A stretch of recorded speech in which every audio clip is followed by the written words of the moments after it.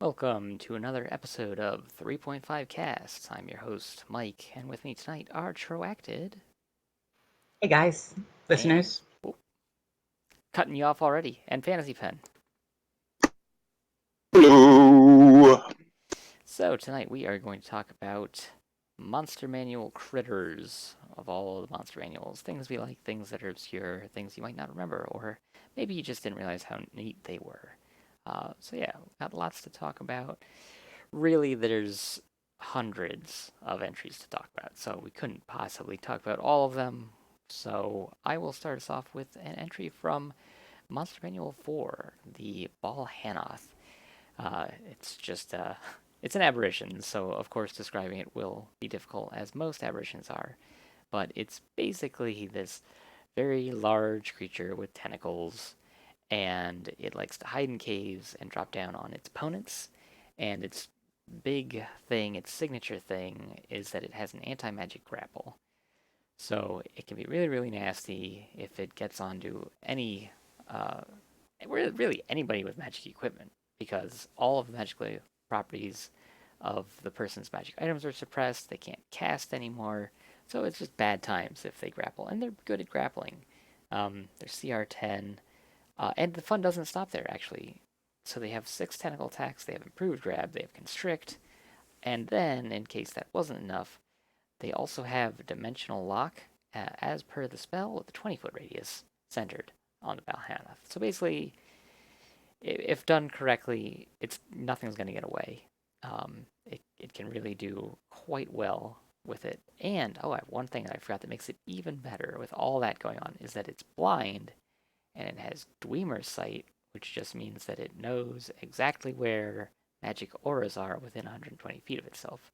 So it has good cause from the DM side to just pinpoint whoever the DM wants it to pinpoint.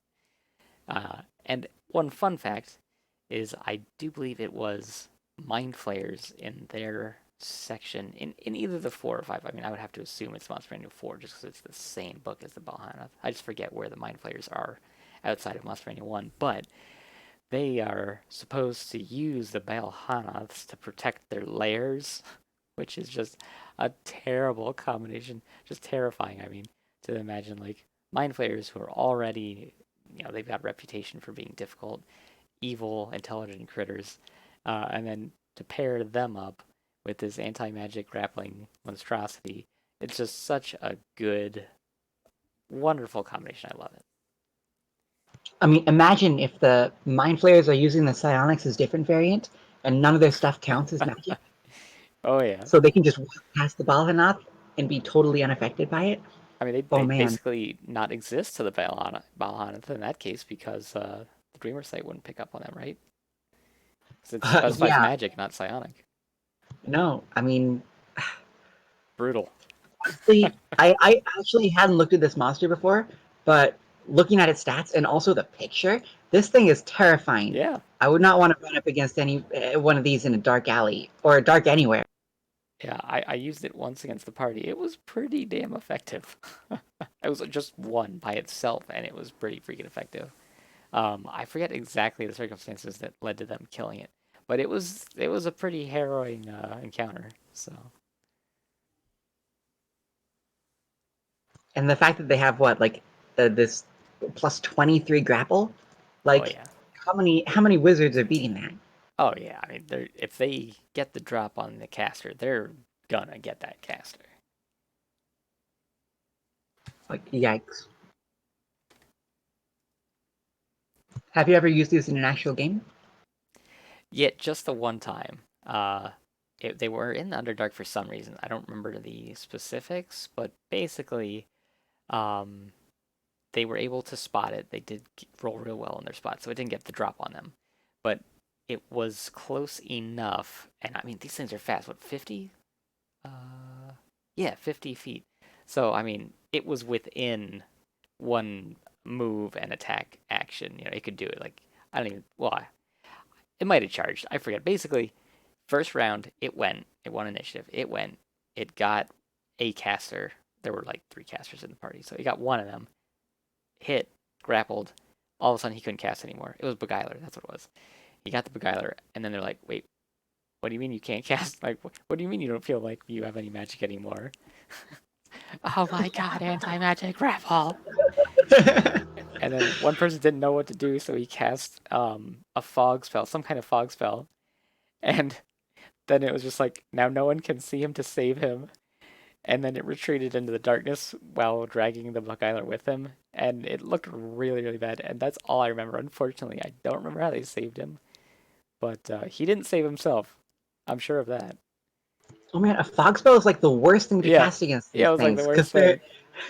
It was so, I they was can thinking, why automatically would see you do that? anything within a magical within the area of a magical effect. So you put the fog cloud. Now suddenly it actually improves the creature's vision, Yeah, while none of you guys can see. right, right. That's how it escaped. They didn't know it ran away because of the friggin' fog. Somebody Sounds got like a over the perfect fog. time for. Sounds like a perfect time for invisible.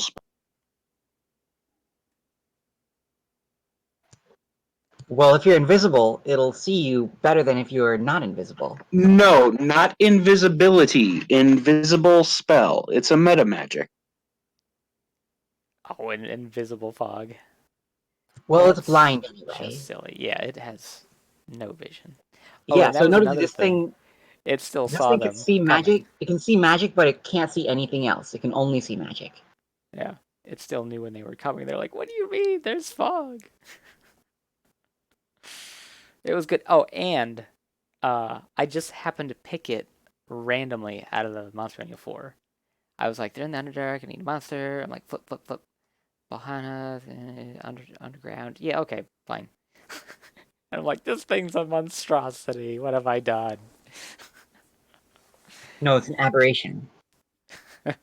So, I mean, that's why I love this creature now because I picked it randomly and it was just an excellent 1v6.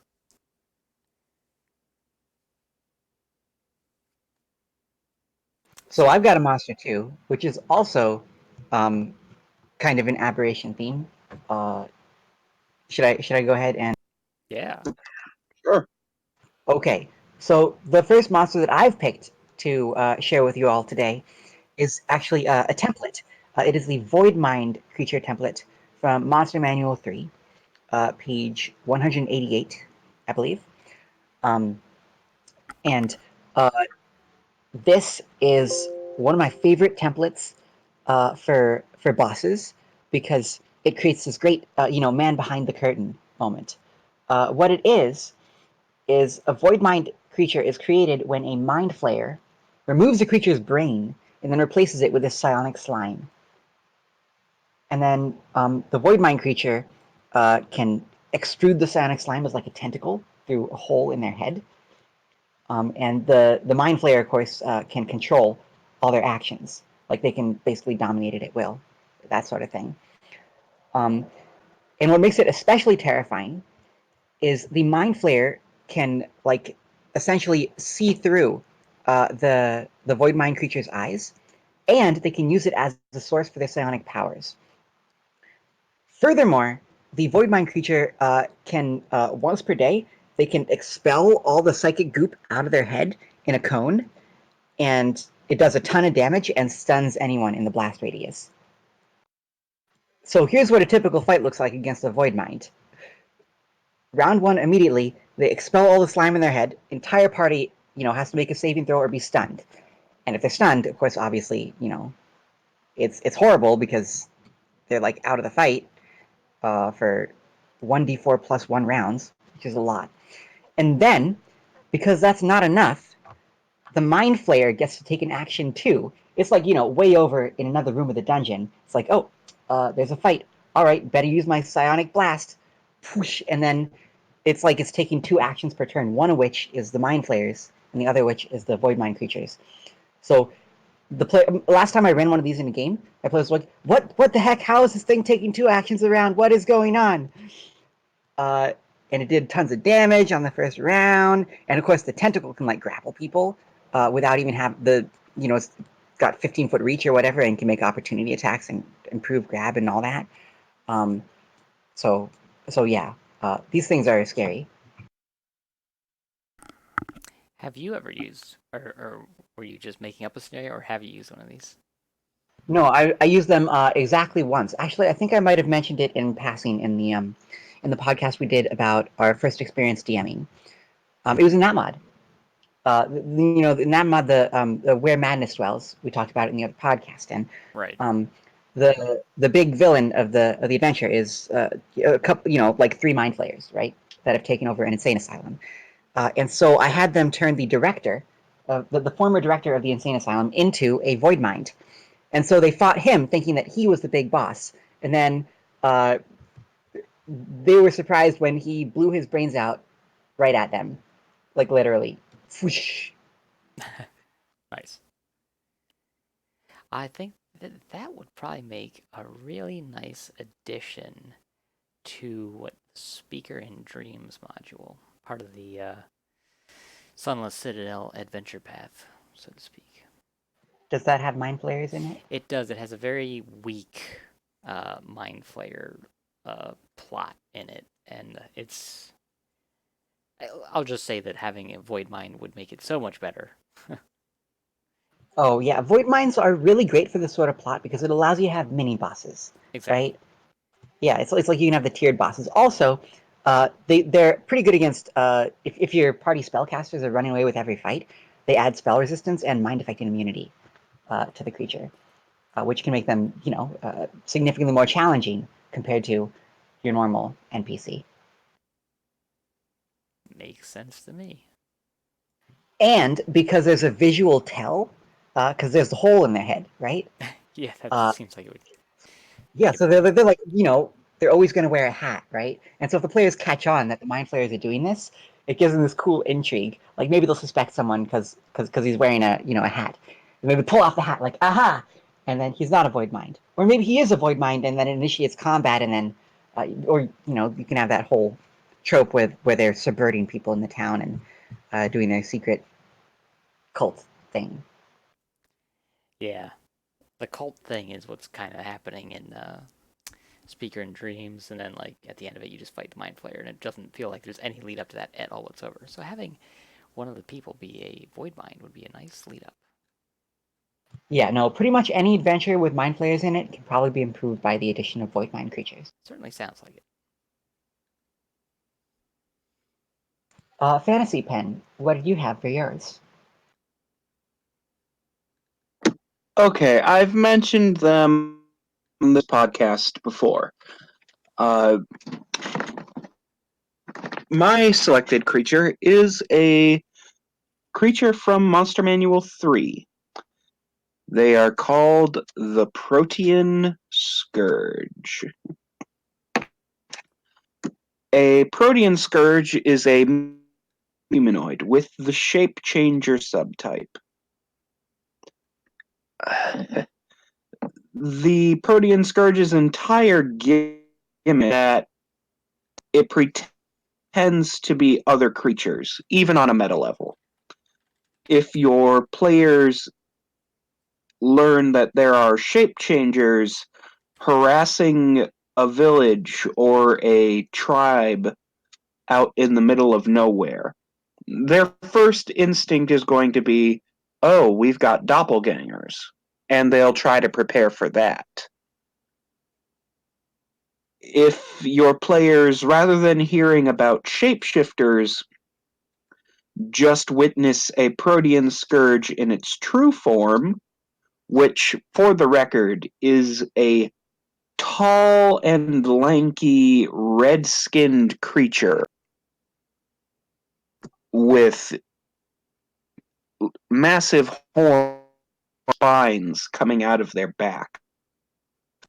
Well, from that description, I'm going to assume I was talking. So your players will cast spell banishment or something that targets evil outsiders. But these creatures aren't outsiders. They don't even have a alignment subtype. They're just humanoids.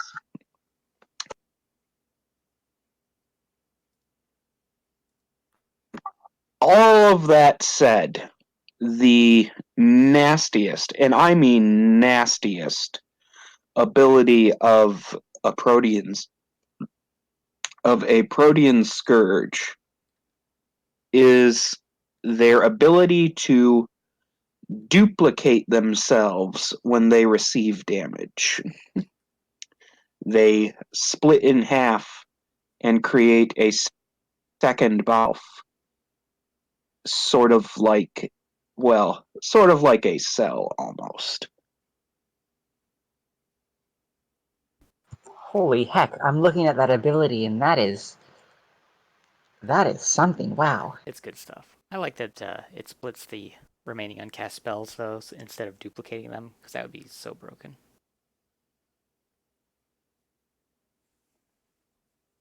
Oh man, imagine if you could shape change into this thing, get the supernatural ability, and then split yourself into two creatures What that are, happens when I guess, the shape change runs out?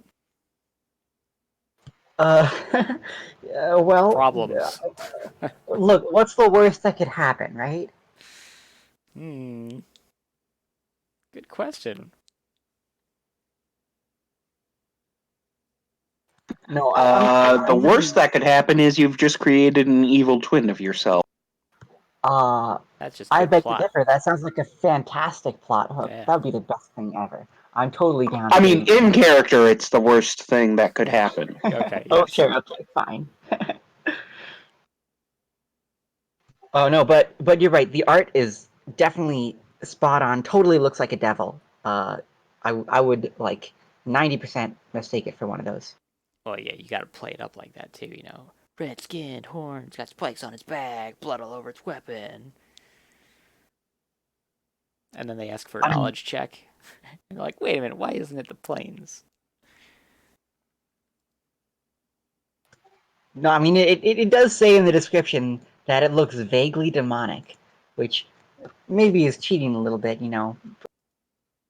Well, I think the cheating part comes in when they try to identify with the planes, and you're like, you don't know anything about it. You're like, but I rolled a Yeah, 37. that is actually what happened. My players rolled about that, and it certainly looks fiendish. I think my response. Yeah, I'd be like, this doesn't look like. Uh, you don't recognize any type of fiend that meets this description. It's no, you don't. You don't get any. You don't know of any outsider that fits this description. And then I guess maybe they would clue to the fact that it's not an outsider, but Yes, like this is a creature that will mess with your character not only in the game space, also on a meta level as well. And I guess for some reason, I just have a tendency towards creatures that do that. well, I mean, the upside of being a shape changer is it can pretend to be other stuff too. Like, imagine if it just decides to look like a Medusa, right? That's a fake out. They'll be all like averting their gaze, and it'll be like, all right, cool. I got concealment against you. I'll take it. Exactly. Of course, that's more of just a shape changers in general can mess with your party type of strategy. That's true. Although it's good with disguise self as well. I think about how bad it would be if somebody with like low damage, 2 up and fighting, had a go at it before its turn, and then like there were 4 of them, and they all just cast disintegrate on their turn. Well, I think it can only split once, right? Yes, just once. Oh, I misremembered. Only once. No, otherwise it would never die. Well, I thought that its HP was broken too. No, it has full Yes, HP on its each one. its HP post the initial damage is split in half. That's a very different split than I'm used to seeing. No, it's actually not split in half. It says each version has the Protean Scourge's current hit point total.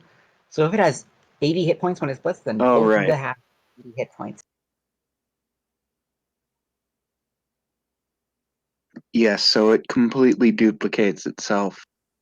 What a great visual. Although they're their spellcasting pool is shared, not their HP. That's different. Just imagine if you fight this thing in a crowd and it splits, and they both turn into Waldo and run away. Well, no, they can't, neither of them can change shape while it's split. Damn.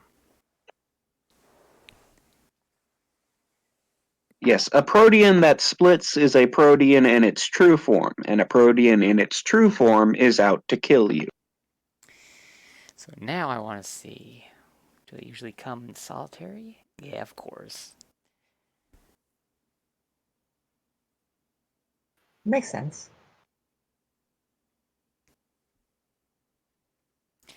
Well, Tracted, did you have another one in mind? Okay, yeah. The second one that I have is, it is okay. It's the Garn Grath, and this is okay. You've heard of the Tarask, right? Okay, you know a lot of people say, oh, the Tarask. It's actually not that challenging for a high level party. Well, have I got the substitute monster for you? You want a challenge rating 20 giant kaiju monster that will destroy cities and stuff? Check out the Garngrath. It's huge. It's got this like crystal horn and thick fur and claws like a giant mole with Uh, spikes. point of order. Yeah, Is it or is it huge? it is colossal. Which book? This is from Monster Manual 5, Oh, okay. uh, page 60. Sounded familiar.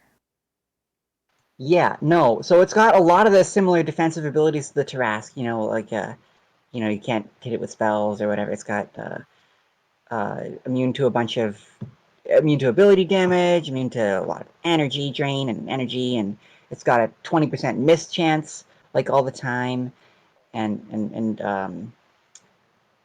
spell resistance 33. It's a lot of spell resistance. But the cool thing is, as a swift action, it can use its horn to cast prismatic spray. Just like at will. That's fun. As a full round action, it can do a roar attack that deals 20d6 points of sonic damage to everyone and everything within 60 feet. Hmm. And it destroys terrain as well. It just levels the entire, can break buildings, just destroy terrain features, create difficult terrain. Just Uh, completely flattens the ground. right. And then here is, I think, my personal favorite ability is its swallowing charge. So as a full round action, a Garngrath can open its crushing jaws, lay its gaping maw upon the ground, and rush forward 80 feet, swallowing everything in its path. Every creature in its 30-foot wide path must make a grapple check as if being swallowed whole, or immediately be swallowed whole. Unattended objects and structures of gargantuan or smaller size are also Holy swallowed, crap. and it has plus 56 to its grapple check. Now, my question is, does a building with people inside of it count as unattended? Well, it's a stationary Uh, object, so I'm gonna have to say yes. well, it says unattended objects and And structures. structures. Yeah, Oh. so it's a structure. So it would count as a structure, I would say. But is it an unattended structure? I read the structure as not needing to be unattended. It's a pretty good picture. I don't think that it's big enough in the picture, but it's a I good picture. agree. But I yeah, if you want mean, a kaiju and you don't think the Tarask is good enough, then try one of these. Or better yet, have a Tarask fighting a Garngrath in a giant kaiju fight. You can even throw in a Dalmash as well. That's another kaiju type monster from Monster Manual 5. Um, and it's also pretty nasty.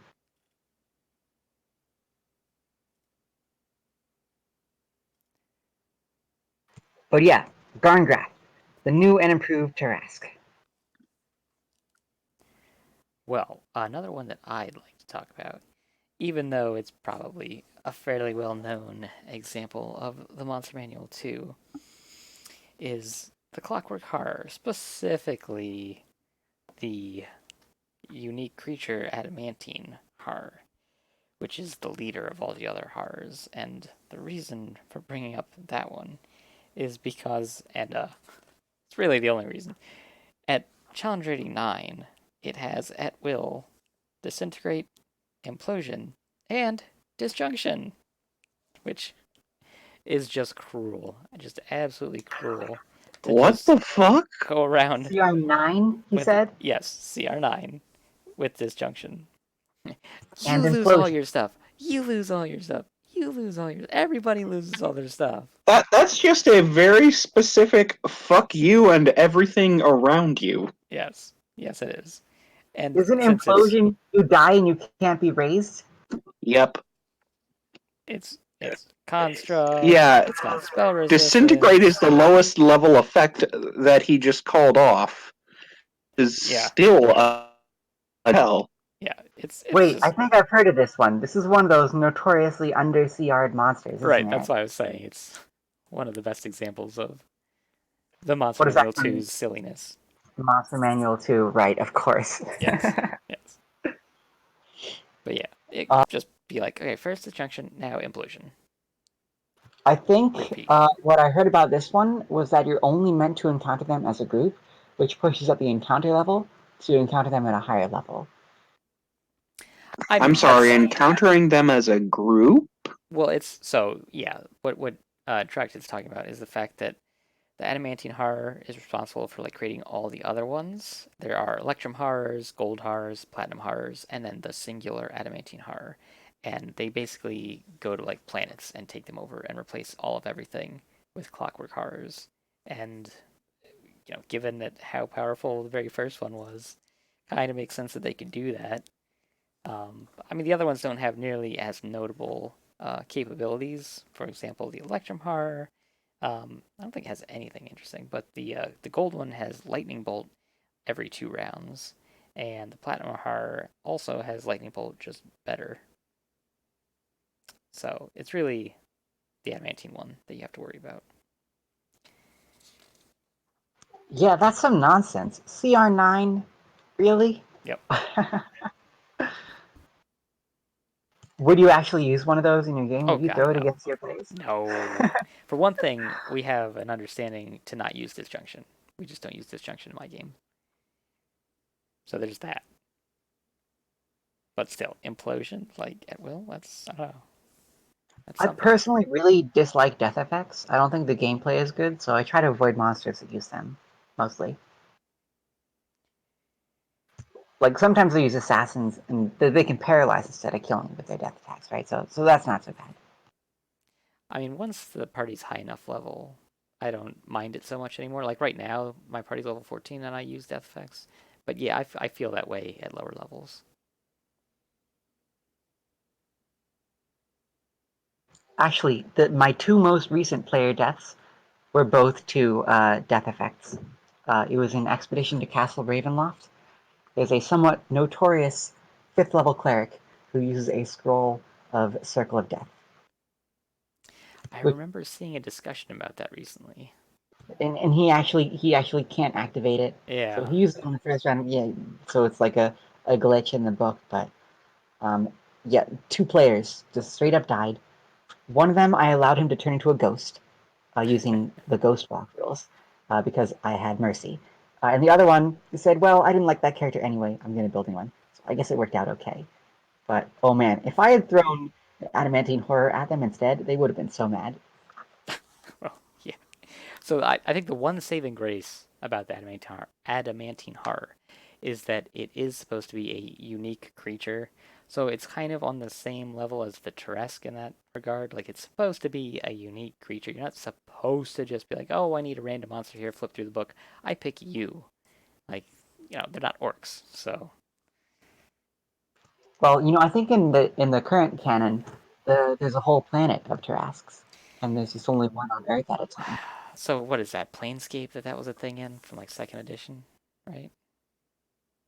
I don't know, but I know it from 5th edition canon. There's Oh, they actually brought it back. Ugh. I yeah, think that's such a and stupid. there was like a Oh well. companion adventure to go with one of the most recent hardcover adventure books of 5th edition, Dungeon of the Mad Mage. Is the I've heard of it. Undermountain, the whole underwater deep, right? All that. And there's a supplementary adventure that goes with it for level 20 characters who finish the entire book. It's called Invasion of the Planet of the Trasks. And basically, Halaster like opens a portal to the planet of the Trasks and summons all the Trasks all at once. Well, that sounds terrible. Well, you're 20th level character, so hopefully you can handle I guess as long as you can fly, you'll be alright. it.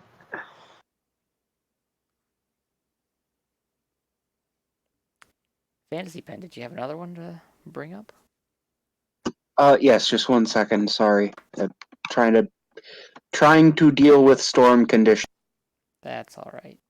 Well, you deal with storm conditions. Unless Fantasy Pen, did you want to... I'm sorry, Tracted, did you want to bring up another one? Because I've got another one, but... Yeah, sure. I got another one. It's actually another Mind Flayer related one. It's the Mind Shredder, which is another one from Monster Manual 3, I believe. And there's three different types of Mind Shredders. There's the Larva, the Warrior, and the Zenthal. And Mind Flayers are like they're Mind Shredders. They're like these they're these like psychic creatures, but they like feed on psychic energy, right? And they've got like these okay, so they look kind of like spidery creatures with weird like tentacle things coming out of their heads. For the bigger ones, it looks more like horns or claws. Um, and like they do cool things. Like I last time I used Mind Flayers, I had them keep some of these guys as pets because it's just it's great flavor, right? Um, they're really cool because they can like attack and they can like stun you on their attack. They've got these like mental powers. The Zenthals are like caster mind shredders, and then the warriors are like tanky brute mind shredders. So they kind of like act as a team, uh, even though they're only intelligence 6 or whatever. Um, and they can sense thoughts, which is pretty neat. I am not familiar with them. Have you used them before? I have just the once, but they made for a pretty fun fight because they have interesting abilities, right, to work with. And um, one of the nice things about them is that they have like an innate deflection bonus to their AC. The Zenthals do, right? They've got a just a natural +4 shield bonus from like the equivalent of a shield spell, which applies against incorporeal attacks, stops magic missiles, and it has really high AC for its challenge rating. So I had some players who were like buffing their attacks, and so I brought this out, and then they were actually missing attacks, which they hadn't done in like 5 encounters ever, and it felt good. It was nice. Cool. And the cool thing about the Mind Shredder is that when it hits you, the Zenthal deals you 1d4 Wisdom damage every time it hits a living creature, and it's melee touch attacks. Oh, So it will drain your brain real quick and heal itself every time it deals wisdom damage too, because you know why not? yeah, that could be real nasty. Especially for any wisdom-based caster. Yeah, and the Mind Shredder Warrior also does wisdom damage. Not as much on a hit, but it's got like two attacks instead of just one. It can make the full attack with both of its claws, and it's dealing like hit point damage at the same time. So uh, these things will mess up those warriors who dump their mental stats. Well, I really like this guy here. It's I'm not sure where to start, but I'm going to start with its challenge rating is 28. So you know that. Oh, and I should say Monster Manual 2 again. So you know something has probably gone horribly wrong somewhere. Start out by saying it does have no ranged weapon. CR 28. Great start, right? AC 27. Oh yeah, keep it coming. Uh, so what makes this one interesting, in my mind, is its demonic belch ability. 3 times per day, it uses its connection with the abyss to basically burp forth demons to its aid. It just With opens up its mouth. Oh, I should say it's gargantuan. It's gargantuan. Just Gargantua. yeah, opens up its mouth Gargantua. and bleh, out come demons unharmed. But what's so funny is that the pain from belching up these demons might just make the Fiendworm attack them after it does this. So if if there are such scary and strong player characters in front of it, it might just be like, you know what? I'd rather eat these demons than you. It's kind of hilarious. And so again, CR 28, and all it can summon forth are Vrox, Quasits, and then the thing that's actually probably threatening are Javix, which are another demon from Monster Manual 2. And if you're not familiar with the Javix, they are potentially one of the most threatening demons, in my opinion, to ever be printed in 3rd edition, because they have this nasty ability that at all times they have this aura that reflects damage upon everyone in the aura except other, I think other Tanari are immune to it. So if there's like a bunch of them, they can just like beat up each other and like kill everything around them. Or if you have, say, an Uber Charger or somebody who deals massive damage, uh, they'll like hit the Javik for like 100 damage or whatever, and half that damage is inflicted on everyone else, I think. Or actually, So it says here, it's this a effect is saving always throw for active in a half. 30-foot spread centered on the Jovok. Yeah, Whenever the creature takes damage from any source, every non-Tanari within the area immediately takes an equal amount of damage. A successful Fortitude saving throw halves the damage. yeah, halves the Wow. damage. So if you don't pass the save and you have an Uber Charger, basically the Uber Charger kills your whole party because it attacked the Javik.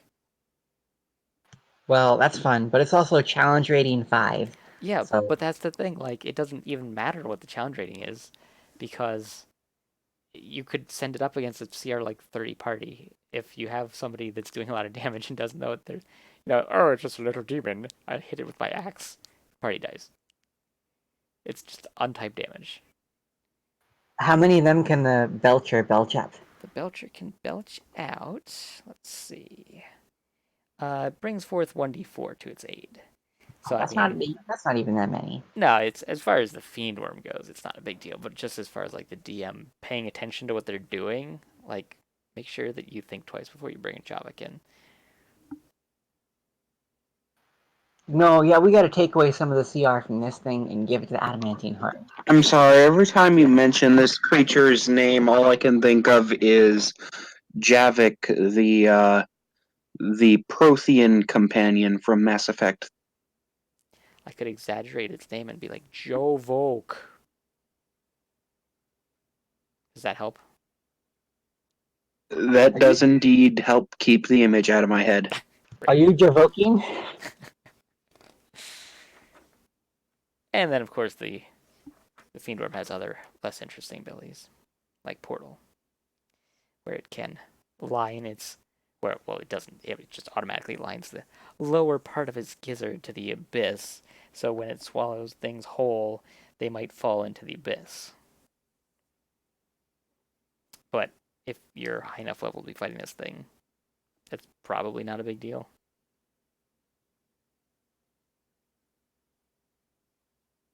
Yeah, this doesn't sound that scary for a CR 28. Make it CR 18 maybe. Maybe. Or I let it summon like Balors. That would make it CR 28. Just all of a sudden, there's 4 Balors. Bet you didn't see that coming. I definitely would not see that coming. No. So, Fantasy Pen, got another one for us. Indeed I do. Huzzah. My next creature is from Monster Manual 5. In fact, it's one of the last creatures in the book. This is not a single creature. It is the Wild Hunt D&D version. Starting on Monster Manual 5, page 202, we have the Master of the Hunt, a large, usually chaotic neutral fey creature. It cares for nothing except the challenge of the hunt. You are the prey. It will not stop chasing you until it dies or you die.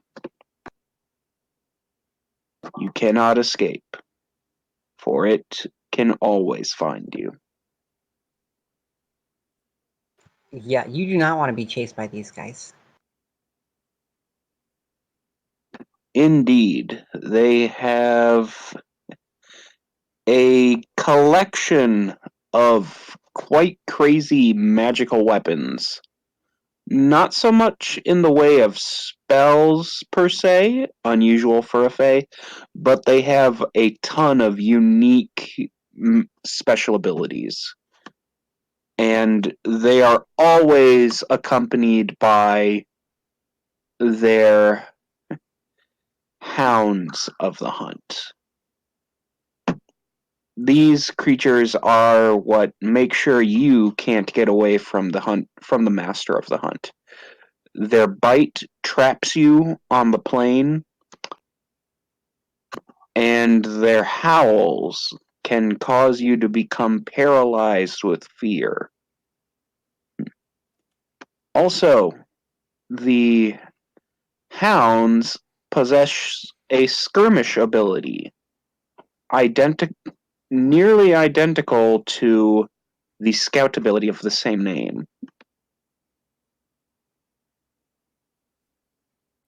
I can't Oh, help that's but cool. think that the Master of the Hunt is neutered pretty hard by an anti-magic field.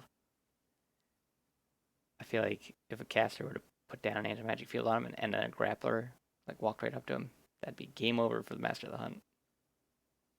Well, he's got a 60-foot perfect fly speed. Yeah, Yeah, but at CR22, I feel like there's lots of ways to have non-magical flight. I still think like all you gotta do is grapple him and then he's done. What's he gonna do? He I does have mean, plus he 30 to has, grapple. yeah, he also has freedom of movement But as a that, supernatural. yeah, that's why I said anti-magic field. That would be the end of that. Right. He's also a large creature with more reach than most players have. I like it. So getting close to him would be the challenge to begin with. I like it, but I don't think he's worth CR22. But very interesting. I think that a lot of the flavor of the Monster Manual 5 is nice. How they came up with like ways to use the creatures rather than just printing a bunch of random creatures. Yeah, I think most of his CR comes from the fact that he's just never alone. He's always got his hounds. He does seem pretty hard to evade, and he's very fast, scary, very good at tracking. Um, It's kind of funny that they didn't draw him with a bow. Well, the alternative illustration of him in Dragon Magazine number 342 has a bow. Oh, that's good. Yeah, there's actually an article on the Wild Hunt in Dragon number 342. Um, it's got another picture of him. It's got and instead of having him as a monster for you to fight, it actually has him as a deity that you can worship. Huh. Do you know Yeah, what he's page got it's the. on? It's on page 88 of Dragon 342. Uh, and his domains are animal, hunt, strength, and night. And the hunt and night domain were they're actually introduced just for him. And there's a really cool cleric feat that was introduced in the same article called Frenzied Hunt, which essentially lets you get like a divine favor attack as a free divine favor effect as a free action by spending a turn undead. So you get your base attack bonus becomes equal to your character level and all that. It's kind of funny that artwork because he both looks way lamer and way more threatening at the same time. It kind of looks like he's wearing lounge pants and he's like casually walking forward with his like bow drawn, except that there's no string on the bow, so it just looks like he's holding an arrow up to a bow. It's a really funny picture. But then he's got like a skull face and it's pretty badass if you don't look at anything from like shoulders down. I mean, of course, the Wild Hunt is a real world mythology thing as well. Still, though, that bow Yes. with no string, that's something. I throw my arrow at you.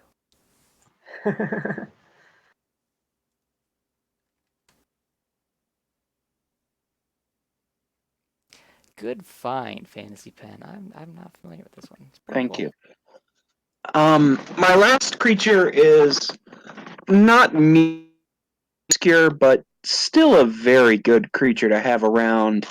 It is the Necrosis Carnex.